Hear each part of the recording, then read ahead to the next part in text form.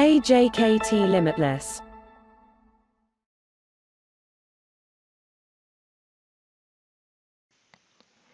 Cette vidéo aura pour but de montrer l'utilisation d'un certificat afin d'accéder à la messagerie Outlook sur le web depuis le protocole sécurisé HTTPS, ainsi que le fonctionnement des couches de sécurité SPF, DKIM et des marques lors d'envoi d'email afin de nous protéger contre l'usurpation d'identité grâce à la vérification de notre identité, ainsi que d'améliorer notre délivrabilité d'email. On commence en premier lieu par le check du certificat pour Outlook sur le web. Ce même certificat sera utilisé par tous les autres services d'Exchange lors d'accès depuis l'extérieur. Donc j'excite d'accéder à Outlook sur le web. Nous voyons bien que nous ne sommes pas catégorisés comme site HTTP et nous n'avons pas de message non sécurisé. Je décide de voir mon certificat en cliquant dessus. J'ai un message stipulant que la connexion est sécurisée, que mon certificat est valide. Si je décide de cliquer dessus, je vois qu'il est bien délivré à mail ljktlimitless.fr. En regardant le chemin d'accès de certification, je vois bien MailJKT Limitless, qu'il est délivré par l'autorité de certification R3 et ayant comme émetteur Let's Encrypt R3. Donc je décide de fermer ceci. Afin de montrer l'utilisation des autres couches de sécurité, je vais envoyer un email à un destinataire, ensuite lire l'email en texte brut. Donc dans un premier lieu, je me log. Une fois logué, je décide de rediriger un email en ajoutant comme objet check et check. Je décide de cliquer sur envoyer. Je vais désormais aller vérifier ma boîte aux lettres. Nous avons bien la réception de l'email. Donc là, nous affichons le mail en texte brut. Donc là, en premier lieu, nous nous redirigeons vers la partie SPF qui nous permettra de déterminer quels serveurs mail sont autorisés à envoyer des emails en notre nom. Donc je fais une petite recherche sur la partie SPF. Hop. Nous voyons bien que le statut est en passe, ainsi que l'adresse IP publique désignée à héberger le serveur mail est bien autorisée à expédier des emails. Je vais sur ce pas accéder également à la partie DNS public. Hop, je mets mon code authenticator. Donc, je clique sur mes services. Ma zone DNS. Et si je décide de scroll vers le bas, je vois bien que j'ai un enregistrement SPF ayant comme argument MX permettant de désigner les serveurs mail autorisés à envoyer des emails. La partie IPv4 et IPv6 est renseignée avec les IP SMTP de GFAI, étant donné que pour notre test, nous utilisons une IP free qui a un relais SMTP lors d'envoi d'email par ses abonnés. Malheureusement, ils ne disposent pas d'un nom DNS pour désigner leurs IP SMTP. Les plages réseau ont donc été renseignées. Le petit argument all permettant de rejeter tous les emails qui ne sont pas envoyés à partir des serveurs renseignés. On retourne sur le mail en message brut. Nous recherchons la partie DKIM que nous voyons juste ici. La partie DKIM permettant d'ajouter une signature chiffrée dans chaque entête d'email sortant et juste une partie de l'entête, pas la totalité, afin que lors de la réception de l'email, nous pourrons savoir après déchiffrement si l'email a été altéré en cours de route grâce à une paire de clés privées et publiques. Exchange ne prenant pas en charge la signature et la vérification DKIM prête à l'emploi, l'utilitaire Exchange DKIM Signature sera installé sur le serveur Edge que nous pouvons voir juste ici. Hop, que nous retrouvons juste ici. Donc nous retrouvons cet utilitaire permettant de signer les emails grâce à sa paire de clés privées que nous pouvons voir juste ici. Si je clique sur un select keyfile, nous voyons bien que le fichier à l'extension PM désignant une clé publique et une clé privée est bien sélectionné, ainsi que un enregistrement DNS comportant sa clé publique qui sera saisi dans l'enregistrement DNS. Donc si je retourne sur le mail en texte brut, je vois que le DKIM passe et je vais retrouver sa signature juste en dessous. La partie V me stipulant la version, suivi de la partie A qui me désigne l'algorithme de signature, à savoir RSA SHA-256, qu'il est attribué pour le domaine educative-limitless.fr, ainsi que le sélecteur, juste ici, qui indiquera dans la tête des mails où se situe la clé publique dans la paire de clés DKIM du DNS. Donc c'est-à-dire que je ferai un enregistrement dans ce domaine qui s'appellera mail, servant de sélecteur qui sera également stipulé sur le logiciel Action DKIM Signer qu'on peut retrouver juste ici et le nom de DNS suggéré qu'on retrouve juste ici.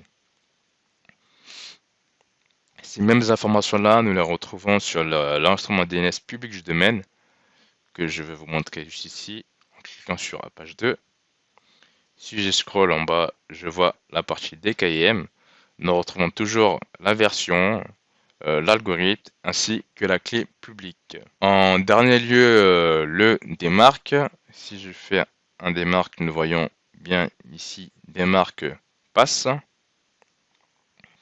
Le démarque qui nous permettra d'indiquer ce qui doit se passer au cas où un serveur mail de destination aurait un souci avec nos enregistrements SPF ou bien encore DKIM, histoire qu'ils nous sont prévenus. Le démarque toujours avec un état passe qu'on peut revoir ici. La partie P afin de déterminer les actions à appliquer pour les emails non conformes aux enregistrements SPF et DKIM. Pour notre cas, ça sera non du coup rien. Le SP pour désigner les sous-domaines DNS. Et le 10, lui qui stipule la politique appliquée par le dernier serveur relais de réception de l'email. Sachant que lors d'envoi de l'email à un expéditeur, il y a la partie ARC qui est effectuée, qui est l'authentification.